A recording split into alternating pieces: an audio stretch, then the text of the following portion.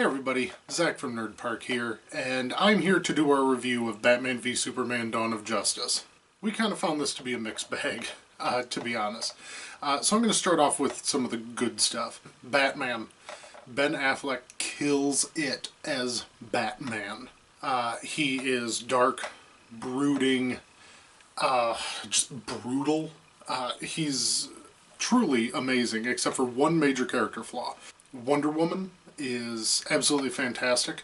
She kind of steals every scene. They actually work her into the plot in a very good way. Those things don't really save this movie. The plot is kind of a cluster.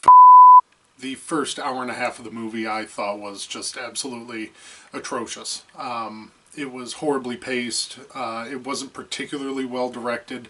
It was just heavily convoluted, to be honest.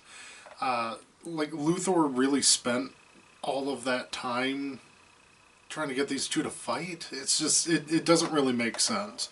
That being said, the last hour of the film is actually a pretty decent film with relatively good pacing.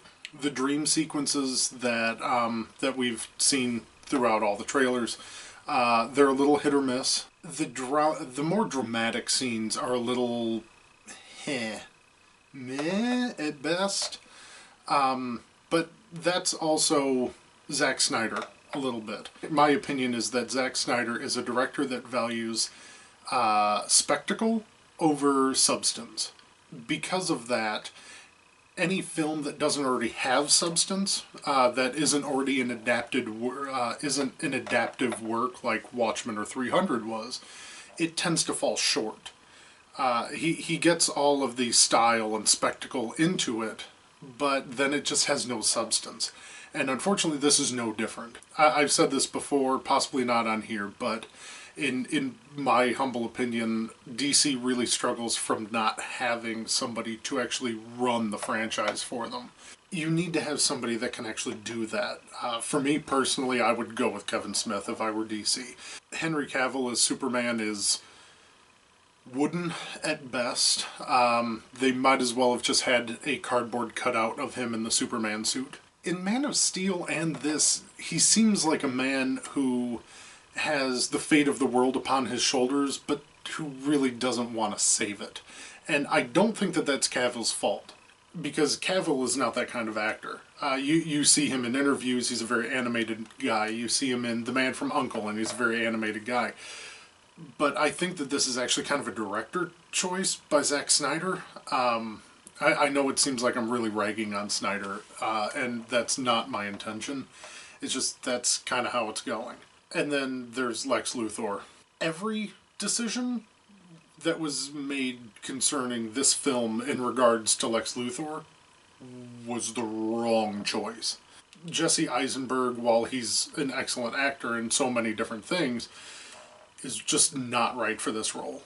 There are some really brilliant things in this movie, some very brilliantly done things. We get an amazing performance from Jeremy Irons. And again, the action scenes are absolutely amazing, and we get like a really awesome, amazing, almost completely comic accurate Batman, except for one major character thing. And we get an amazing Wonder Woman. We ended up having to give Batman v Superman a 5 out of 10. It had a bunch of great things, but it just had a ton of detractors as well. And that just kind of ended up making us give it a 5 out of 10. So that will do it for this episode of Reviews in the Park. Keep your eye out for another episode of this. I know that typically when we first started, we would do a spoiler-free and a spoiler-filled episode. And we stopped doing the spoiler-filled because just you guys didn't seem to be enjoying them. So we decided to stop doing them. But we are coming out with an extra episode for this. Because Batman v Superman is so divisive, we really wanted to explain our reasoning for our grading and our review with spoilers to really help you guys understand and actually give a little bit more of a positive and a negative side to this film. Because, again, we didn't hate the film, we just didn't love the film. It was just kind of a film that was there. So hopefully you check into that video. Until then, you can always find us on Facebook, Twitter, Tumblr, SoundCloud, YouTube, and WordPress. Obviously YouTube, you're watching it right here. We would love it if you would hit that like button down there.